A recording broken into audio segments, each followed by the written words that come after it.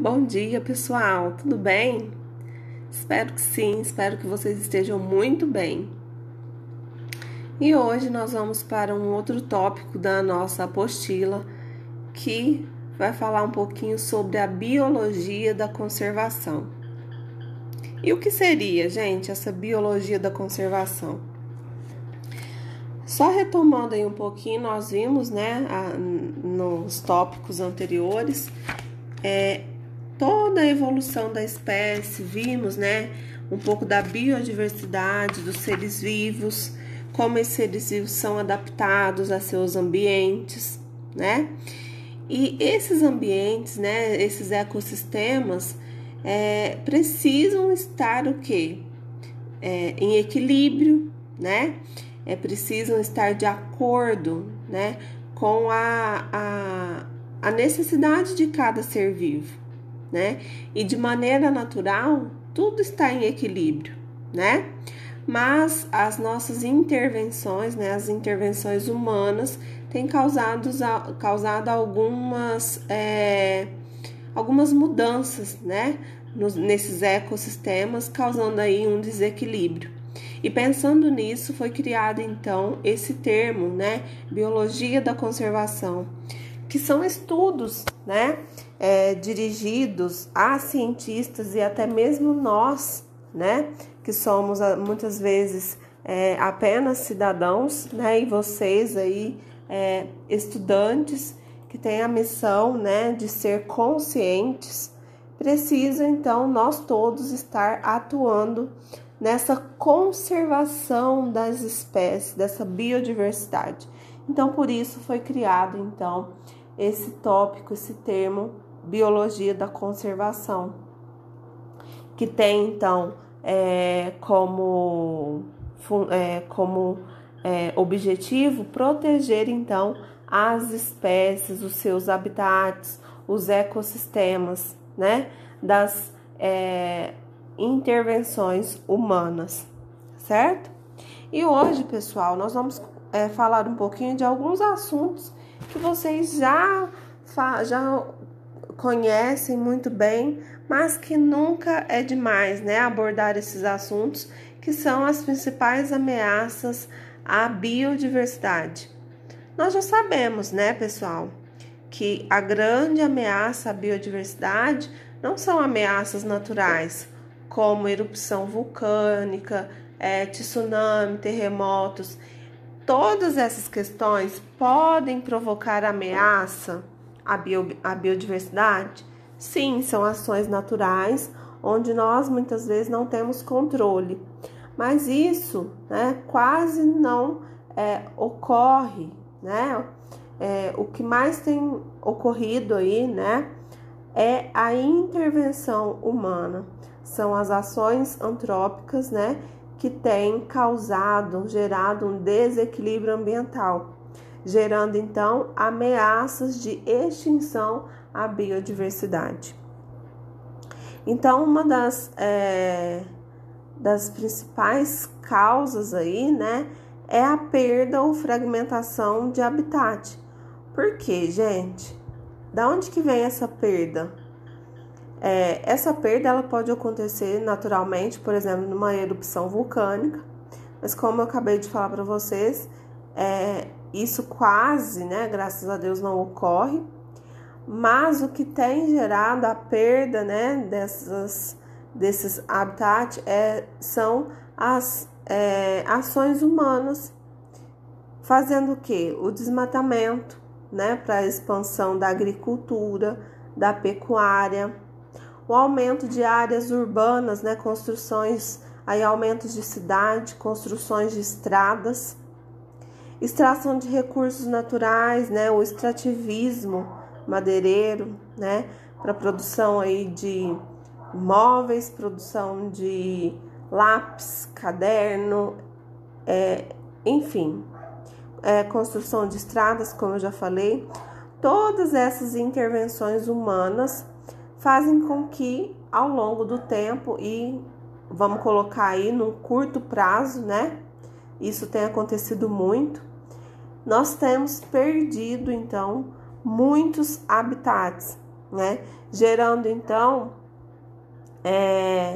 a perda até dessas espécies, porque muitas vezes esses animais, né? Se a gente for falar de planta, vamos falar muito, porque as mais prejudicadas são elas, né? Que são arrancadas, né? Aí pelo desmatamento e, consequentemente, os animais que dependem dessas plantas como abrigo, como fonte de alimento. Então, esses animais perdem seus habitats, né? Perdem as suas fontes de alimento e muitas vezes esses animais vão para outros ambientes que não são os seus naturais, precisam ter adaptações e muitas vezes não têm, acabam morrendo ou durante esse percurso de procurar um novo abrigo, morrem na estrada. A gente vê muito isso aqui, né, na nossa região. Animais que são animais silvestres, às vezes aparecem nas cidades, como onça pintada, por exemplo. Por quê? Porque, gente, esses animais estão perdendo seus habitats, né? Por meio das ações humanas. E cada vez mais eles têm sofrido, então, consequências e ameaças aí de extinções, tá? Outra ameaça, né, à biodiversidade são as espécies exóticas. Que espécies são essas, gente? Isso acontece muito através do tráfico de animais, né, onde algumas espécies são pegas e levadas para um ambiente, para um habitat que não são o habitat natural delas. E o que acontece? Quando essas espécies elas sobrevivem a todo esse percurso, esse trajeto, né, de mudança de local, elas podem muitas vezes se tornar grandes predadores, né, causando um desequilíbrio ali no ecossistema, ou elas podem ser predadas, né, e tudo isso vai gerar o quê? Uma ameaça à extinção das espécies, tanto naquela espécie exótica que entrou ali, quanto para aquelas que já habitavam, né, aquele ecossistema. Porque pode ser predada, né? Ou a espécie exótica pode, então,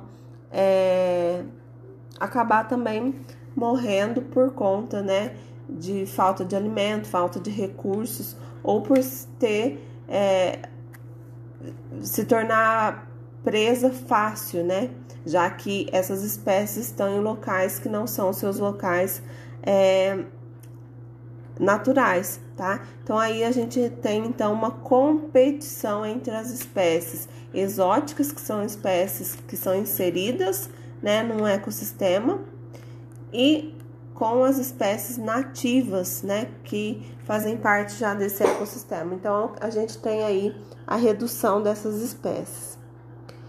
Outra ameaça é a exploração, né, a sobreexploração, que é a exploração excessiva das espécies silvestres, tá? Principalmente, gente, na questão de vegetal, tá? Que são colhidos, né, cortados, sem ao menos ter um bom desenvolvimento, e a gente sabe que as grandes árvores elas levam anos para se desenvolver, né? Então, para você repor essas árvores leva tempo, leva espaço, leva dedicação, e nada disso é levado em conta, porque para o extrativismo madeireiro se desmata muito, né? Principalmente árvores que geram dinheiro, né? Que dão lucro, né? Que fazem parte aí do nosso fator socioeconômico, né? Do país. E uma árvore que está ameaçada de extinção e que faz parte, né, da floresta Mata Atlântica, que foi também um bioma extremamente devastado, é a árvore pau-brasil, tá? Hoje ela quase não é encontrada mais, porque ela foi muito utilizada, né, para fabricação de tintura, né? E confecção de móveis. Então, hoje essa árvore é ameaçada de extinção porque quase não se encontra mais espécie de pau-brasil, de tão explorada que essa espécie foi. Outra espécie muito explorada aí no grupo dos animais são os peixes, tá? Os peixes, né, que fazem parte aí da alimentação humana e fazem parte também da pesca predatória, né, ilegal, tá? Então, muitas espécies de peixes estão, né, ameaçados de extinção por conta dessa exploração excessiva, tá? Então, esse é um dos fatores também que tem, então, ameaçado a biodiversidade. Esse a gente nem precisa, né, falar muito, que a gente está cansado de ver, inclusive aqui na nossa região, é a poluição. Poluição do ar, poluição da água, poluição do solo, né? Todos esses tipos de poluição impactam diretamente na sobrevivência de todos os seres vivos, inclusive de nós seres humanos. Porém, a maioria dos seres humanos não tem consciência disso. Ou se tem, finge não ter, né? Acha que as consequências vai ser lá no futuro bem longe, mas não são. As consequências começam já, elas começam hoje, né? Porque a nossa respiração, a nossa qualidade de vida, as nossas fontes de alimentos, tudo isso, gente, provém dos ambientes, né? Do ambiente onde a gente vive, né? Que é o planeta Terra. E uma poluição vai causando a degradação dos componentes dos ecossistemas, né? Como a poluição, as queimadas, por exemplo, causam poluição do ar e, consequentemente, também a degradação do solo, a erosão do solo. O uso de agrotóxicos que nós chamamos aí de defensores agrícolas, né? Que nós já vamos falar, causa a poluição do solo e, consequentemente, a poluição da água. A poluição da água, né, como eu já falei, está diretamente ligada à poluição do solo e existe uma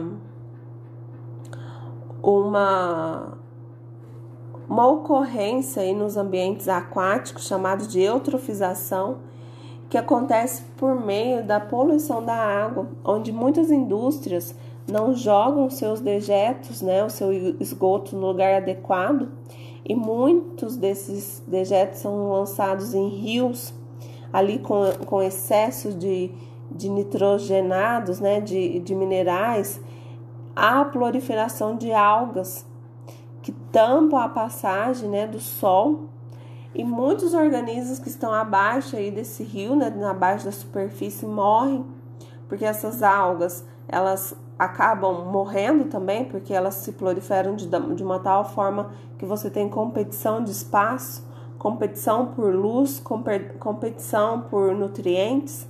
Então vai virando um verdadeiro desastre aí nos ambientes aquáticos, né? Não só aquático, mas como o ambiente atmosférico, o solo, enfim. A poluição, ela é hoje um dos grandes fatores, né? E tudo que nós fazemos, gente, gera poluição. Tudo que nós consumimos gera lixo. Quando nós andamos de carro, estamos emitindo poluentes. As fábricas funcionando, elas estão emitindo algum poluente.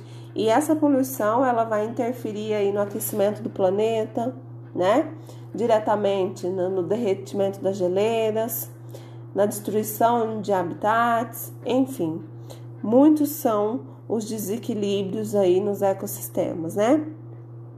O uso de agrotóxicos ou defensivos agrícolas, assim como são chamados hoje, eles são usados para, então, diminuir as pragas, né? Nas lavouras, aí na agricultura. Além dos fertilizantes também, os fertilizantes químicos que também são utilizados a fim de deixar essa planta um pouco mais forte, mais resistente, né? Todos esses componentes químicos, gente, acabam contaminando o solo e, consequentemente, a água, além do que deixa esses alimentos né? Cheio de excesso de produtos químicos que ao longo do tempo vão se acumulando nos organismos, né? E vão fazendo mal à nossa saúde, tá? Então, o uso de agrotóxicos, eles não são bons nem para o solo, nem para a água e muito menos para a nossa saúde. Esses agrotóxicos, a gente chama eles de venenos, né? E por fim, nosso último assunto da aula de hoje são as mudanças climáticas, que eu já falei um pouquinho para vocês ali durante a poluição, que são as alterações aí no clima, né? Tanto em escala global ou regional. E essas mudanças climáticas, gente, principalmente ocasionada pela poluição atmosférica, tem gerado, né, o aumento da temperatura média no planeta. O que acontece? Nós temos aí o efeito estufa, né, que é um fenômeno natural que serve para manter o planeta aquecido, mas com a emissão de gases, esse efeito estufa aumenta, provocando então o aquecimento global. E esse aquecimento global, que é o aumento da temperatura média no planeta, gera então alterações nos regimes de chuvas, ou seja, lugares que chovem muito, de repente passam a ter grandes períodos de seca, em locais que não chovia quase nada, alagam, então tudo fica em desequilíbrio, né? Nós temos aí o degelo, né, o derretimento das calotas polares, o aumento do nível do mar, em consequência aí, né, a perda de habitats, enfim, vamos tendo um desequilíbrio intenso, né, nos ecossistemas. Isso tudo é gerado pelas mudanças, aliás, pelas atitudes humanas, tá? Então, cabe a nós, principalmente vocês que são jovens, né, estão iniciando aí a vida e pensar, parece que isso, gente, todo mundo fala disso, né, mas a Tati tá ali, tem mais uma falando nesse assunto, mas vocês são aqueles que podem fazer alguma coisa, né, porque vocês são jovens, vocês precisam ter conhecimento, o conhecimento, ele abre a nossa visão. O ignorante, muitas vezes, ele finge não ver, finge não entender e acha as coisas tudo muito simples, tudo muito fácil. Então, que nós não sejamos essas pessoas, porque a gente precisa, sim, se preocupar com o meio ambiente, com as questões ambientais, porque essa é a nossa casa, o planeta Terra é a nossa casa, é aqui que a gente vive. Então, nós temos que cuidar, nós temos que tomar atitudes.